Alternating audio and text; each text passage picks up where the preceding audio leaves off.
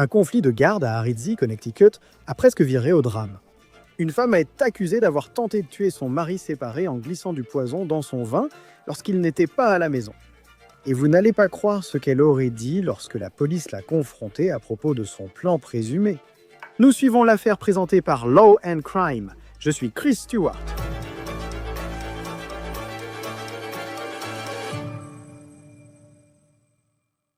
Imaginez assister à un mariage et apprendre qu'un jour, les deux personnes que vous voyez échanger leurs vœux seraient impliquées dans cette histoire. L'un accusé d'avoir tenté de tuer l'autre en versant de l'antigel dans son vin. Mais c'est ce dont cette femme est accusée. Elle s'appelle Kristen Hogan. Âgée de 33 ans, elle vit à Ridgefield, Connecticut, dans le comté de Fairfield. Ce n'est pas un endroit abordable. Selon Zillow, la communauté de 7100 habitants affiche une valeur immobilière médiane proche d'1 million de dollars. Donc si vous pensez à la vieille bourgeoisie, aux femmes de Stepford, au Connecticut, c'est exactement le genre d'endroit dont on parle. En réalité, l'argent n'achète pas le bonheur, comme le souligne la police d'État du Connecticut dans cette histoire. Et vous n'allez pas croire ce que Hogan a dit aux autorités lorsqu'elle a été confrontée aux preuves dans cette affaire. Nous allons y venir dans un instant, mais revenons au début et voyons comment cette histoire a commencé. Nous sommes en août. Un homme se présente dans un hôpital du Connecticut avec ce que les médecins pensaient d'abord être un accident vasculaire cérébral. Sa mère l'a trouvé bafouillant, titubant et vomissant. Et quand il est arrivé à l'hôpital, les médecins se sont rendus compte qu'il ne s'agissait en fait pas d'un accident vasculaire cérébral, mais qu'il avait peut-être été empoisonné plus précisément par de l'éthylène glycol. C'est un ingrédient clé de l'antigel et cela peut être mortel si quelqu'un en consomme. D'après la police, les analyses ont révélé la présence de ce produit chimique dans son corps. Au départ, la police lui a demandé de consulter un thérapeute pour vérifier s'il avait des problèmes de santé mentale pouvant l'inciter à prendre cet ingrédient. Mais ensuite, lorsqu'ils ont réalisé qu'il n'avait pas de problème de santé mentale, selon la police, ils lui ont demandé qui pourrait éventuellement vouloir l'empoisonner. Sa réponse aurait été immédiate. Sa femme séparée, Kristen Hogan. Voici son profil LinkedIn. Nous avons appris qu'elle a aussi travaillé pour une organisation non gouvernementale dans le Connecticut, de 2014 à 2022. Voici des photos d'elle sur la page Facebook de l'organisation. Hogan et son mari séparés se seraient séparés en mai 2025. Ils ont un enfant appelé mineur numéro 1 par le tribunal. Un membre de la famille de Hogan a partagé ces photos de Hogan avec le bébé lors d'un baptême en 2020. En ce moment, Hogan et son mari séparés sont engagés dans ce conflit amer pour la garde. La police indique que l'homme a un autre enfant, identifié comme mineur numéro 2 dans les documents judiciaires, qu'il a eu avec une autre personne. Maintenant, ce conflit est tellement grave que Hogan affirme dans les documents judiciaires que son mari séparé aurait fait remorquer sa voiture parce qu'elle était à son nom. Elle a aussi emménagé chez ses parents. Pourtant, les documents indiquent qu'elle avait libre accès à la maison dans laquelle il semble qu'elle ait autrefois vécu avec son mari séparé. Mais si Hogan voulait faire du mal à sa prétendue victime dans cette histoire, comment s'y prendrait-elle? Voici ce que son mari séparé a déclaré aux autorités. Il dit que le 5 août, il avait des membres de sa famille chez lui pour le dîner et qu'un invité a apporté une bouteille de vin. Le vin n'étant pas fini, il a été rebouché et remis au réfrigérateur. Puis, quelques jours plus tard, le 7 août, le mari séparé de Hogan dit qu'il a dû aller au tribunal à Danbury, dans le Connecticut, en réponse à une plainte déposée par Hogan dans le cadre de leurs différends, mais qu'elle ne s'est jamais présentée. Maintenant, pendant qu'il était au tribunal, il dit qu'il a reçu une alerte de son routeur Wi-Fi indiquant que le téléphone de Hogan était dans sa maison. À son retour, Hogan était absent. Les documents du tribunal précisent néanmoins qu'elle avait libre accès à la maison. Quelques jours plus tard, le 10 août, l'homme déclara avoir ouvert la bouteille de vin et en avoir bu un peu. Il est allé se coucher et s'est réveillé vers 6 heures en vomissant. Malade, il a dû aller à l'hôpital. L'homme a dit à la police que Hogan avait un mobile pour l'avoir prétendument empoisonné. S'il mourait, elle aurait la garde exclusive de l'enfant et deviendrait seule propriétaire de la maison. La police d'État du Connecticut a analysé la bouteille de vin révélant des traces de cet ingrédient d'antigel. Et puis, apparemment, ce n'était pas la seule chose dans la maison qui contenait du poison. Je vais en parler dans un instant. Pendant que l'enquête se poursuivait et que la police d'État du Connecticut attendait l'analyse de la bouteille de vin pour comprendre les événements du 29 septembre, le mari séparé a informé la police que l'enfant qu'il avait avec Hogan était hospitalisé. Cet enfant présentait apparemment des symptômes similaires à ceux qu'il avait eus en août. Hogan aurait confié aux travailleurs sociaux que son ex-mari pourrait empoisonner leur enfant. Donc, sur la base de ces allégations, le mari séparé a été évincé par la sécurité de l'hôpital. Maintenant, l'homme a déclaré qu'être accusé par Hogan était étrange parce que récemment, ils s'étaient mieux comportés l'un envers l'autre, selon lui. Il a dit que Hogan était plus cordial avec lui et qu'elle amenait leur enfant plus souvent. Elle voulait même lui faire à dîner, ce qu'il trouvait étrange. À présent, la police a décidé qu'il était temps d'interroger Kristen Hogan pour avoir sa version des faits. Elle leur a dit qu'elle pensait que son mari séparé empoisonnait leur enfant. Elle a également déclaré qu'elle vivait désormais à plein temps avec cet homme, ce qui n'est pas vrai selon la version de ce dernier. Encore une fois, elle avait un accès total à la maison. Hogan a dit à la police qu'elle n'était pas allée au tribunal ce jour-là, car elle était avec sa famille à Rhode Island. Souvenez-vous, ce jour-là, son téléphone était censé être dans la maison à cause du routeur Wi-Fi. La police présente alors certaines preuves, dont son historique de recherche. C'est stupéfiant. Hogan aurait soi-disant recherché le cyanure de potassium, le ferricyanure de potassium, le cyanure de citrate, le thiocyanate de potassium et le monoéthylène glycol. Le dernier était le produit chimique pour lequel son mari séparé aurait soi-disant été testé positif.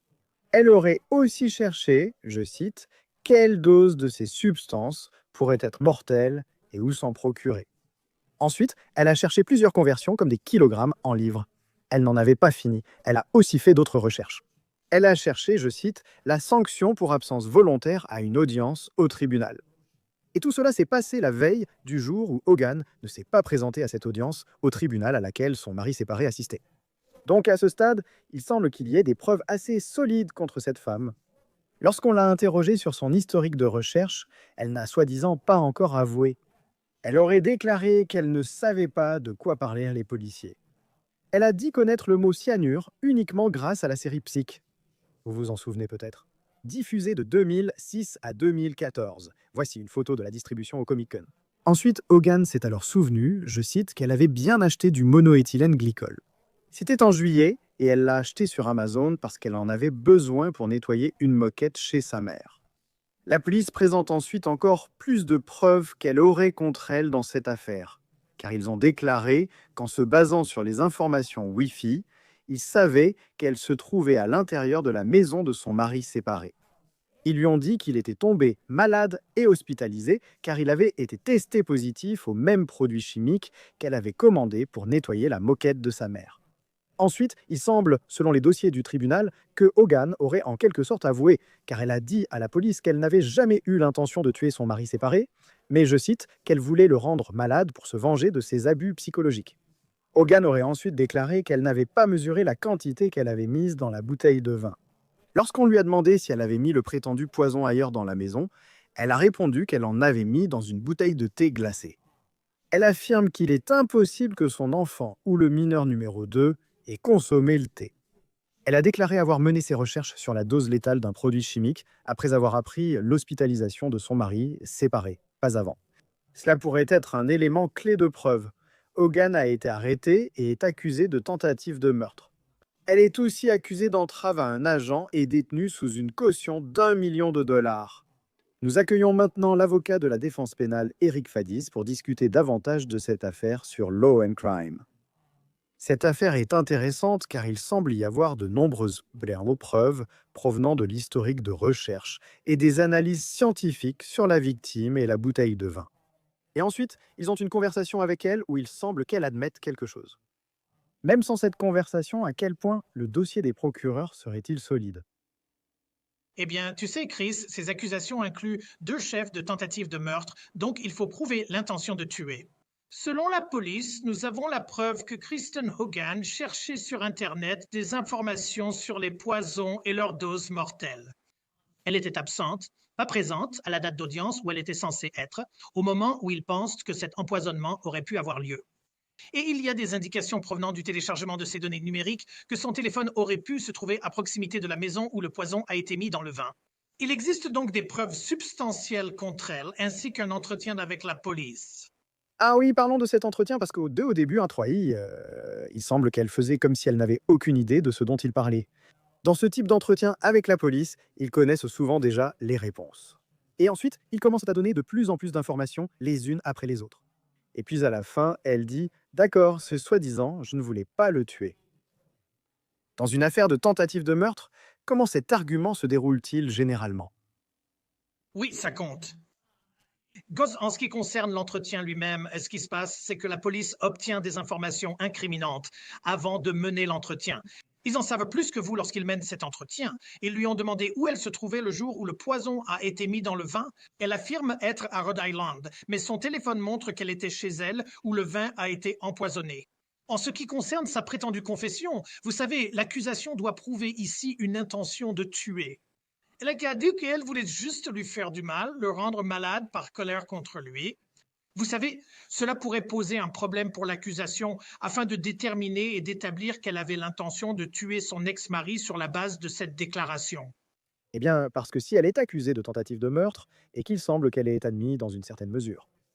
Elle a effectivement pris ce produit chimique très dangereux et l'a mis dans une bouteille de vin lorsqu'il n'était pas à la maison. Si on ne trouve pas cette intention de tuer, si cela finit par aller en procès, est-ce qu'elle pourrait quand même avoir des ennuis?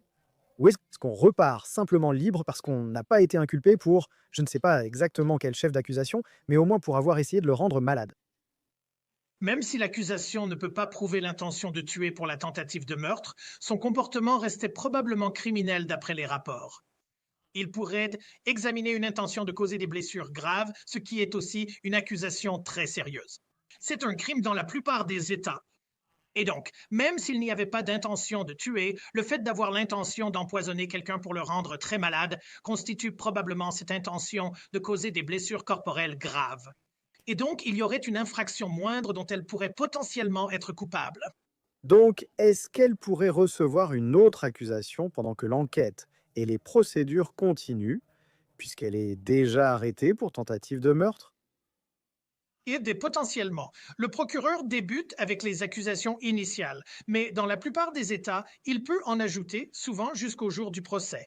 Et donc, cette enquête est en cours. On pourrait voir d'autres éléments émerger. Cela dit, au procès, il pourrait invoquer ce qu'on appelle une infraction moindre incluse et l'affirmer à ce moment-là, ce qui mettrait encore plus la défense sur la défensive. Dans les documents judiciaires, en parcourant les documents d'arrestation, il semble que ce soit un conflit de garde très amer, une véritable bataille. Je sais qu'ils sont séparés, mais la séparation en met, vous savez, au point où lui, comme la voiture est à son nom, il fait remorquer la voiture depuis chez elle ou l'endroit où elle vivait. Donc il semble que cela ne se passait pas bien. Et elle dit aussi qu'il était psychologiquement abusif. En tant qu'avocat pénaliste, comment défendez-vous votre cliente face à l'accusation selon laquelle elle aurait mis des substances dans le vin, rendant la victime malade et risquant la mort?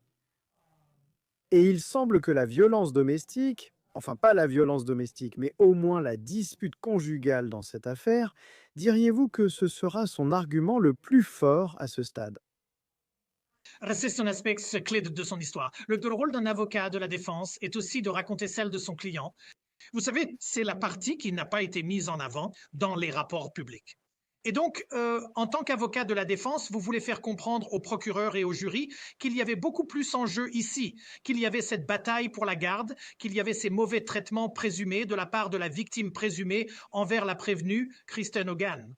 Et cela complète en quelque sorte toute l'histoire de ce qui se passe ici. Cela dit, cela pourrait poser problème pour la défense, car cela présente un mobile. Cela lui donne une raison pour laquelle elle voudrait faire du mal à son ex-mari. C'est une épée à double tranchant à manier avec précaution. Et je sais qu'au moins lors de l'entretien qu'elle a eu avec la police et d'après ce qui est écrit dans les documents du tribunal, elle a dit qu'elle n'avait aucune idée de tout ça. Elle semblait vraiment essayer de jouer l'ignorante. Mais ensuite, l'historique de recherche apparaît et elle consultait des informations sur des produits chimiques très spécifiques et très dangereux. Et pour moi, ce qui m'a frappé, c'est qu'elle regardait des mesures, hein, vous savez, comme des conversions de kilogrammes en livres ou quelque chose comme ça. À quel point, selon vous, cela pourrait-il être un argument solide face à quelqu'un qui dirait: j'ai juste vu ça dans la série Psych et je comptais le faire? Et vous savez, il semble que l'historique de recherche pourrait être très préoccupant. Je pense qu'il y a deux façons d'interpréter l'historique de recherche. Premièrement, du côté de l'accusation, ils vont dire, regardez, elle enquêtait sur les quantités précises de poison nécessaires pour tuer quelqu'un. Il existe une recherche. Quelle dose de cette substance peut tuer quelqu'un? Ou similaire. Et donc, cela montre qu'elle était calculatrice, qu'elle avait un objectif conscient de provoquer le résultat qu'elle souhaitait, à savoir la mort. Si vous êtes la défense, vous pouvez regarder cela et dire, peut-être qu'elle faisait des recherches sur la quantité nécessaire pour tuer quelqu'un parce qu'elle voulait en donner une dose moindre. Durant toute cette période, son intention était seulement de lui nuire, pas de le tuer, ce qui concorde avec sa déclaration à la police. Je pense qu'il existe plusieurs interprétations possibles. Que ressent-on en tant qu'avocat de la défense pénale? Je pense que son avocat aurait préféré qu'elle ne parle pas à la police ni ne fasse ses déclarations. Mais quand vous êtes dans une situation où vous essayez de défendre quelqu'un alors que, d'une certaine manière, le mal est déjà fait, comment gérez-vous cela tout en essayant de construire un dossier pour votre client? Vous savez, du côté de la défense, il faut voir s'il existe une explication plausible et innocente aux preuves accablantes que la police semble avoir. Donc, vous regardez cet entretien où, vous savez, Hogan admet en quelque sorte à moitié avoir empoisonné ou avoir mis le poison dans le vin. Je pense que de fausses confessions peuvent arriver. John, je dis pas que c'est ce qui s'est passé, mais la défense doit l'examiner. En plus de cela, il y avait certaines suggestions selon lesquelles la prétendue victime aurait peut-être eu un contact avec le poison et empoisonné le mineur. Je doute de la crédibilité de ces preuves, mais les rapports en suggèrent autant. Et donc, ce que tu entends, c'est qu'avocat de la défense, il y a plusieurs pistes à explorer pour essayer de déterminer ce qui s'est réellement passé. Et quels sont les meilleurs arguments que je peux avancer au nom de mon client? Je pense que dans beaucoup de ces affaires aussi, tu sais, je crois que toi et moi avons parlé un peu de Barry Morphe dans le Colorado et on se demande, tu sais, il a été accusé d'avoir tué sa femme et, tu sais, une sorte de preuve accablante pourrait être le produit chimique qu'il aurait utilisé pour tuer sa femme. Et il était la seule personne qui aurait pu être un citoyen privé dans ce comté du Colorado. Qui sait s'il est coupable de ça, comme s'il pensait même à ça à ce moment-là? Dans ce cas, j'ai l'impression que le Wi-Fi, je ne savais même pas qu'un routeur Wi-Fi pouvait envoyer une alerte disant que quelqu'un était chez vous comme ça. En tant qu'avocat de la défense, comment repousserais-tu ça?